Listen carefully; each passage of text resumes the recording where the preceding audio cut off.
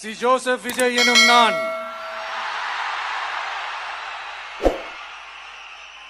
தமிழ்நாட்டு அரசின் முதலமைச்சர் என்ற முறையில் எனது கவனத்திற்குள்ளாவதும் தெரிய வருவதுமான எந்த பொருளையும் முதலமைச்சரின் கடமைகளை உரியவாறு நிறைவேற்ற தேவையான அளவுக்கன்றி ஒருவரிடமோ பலரிடமோ நேர்முகமாகவோ மறைமுகமாகவோ அறிவிக்கவோ வெளிப்படுத்தவோ மாட்டேன் என்று ஆண்டவன் மீது ஆணையிட்டு உறுதிமொழிகிறேன்.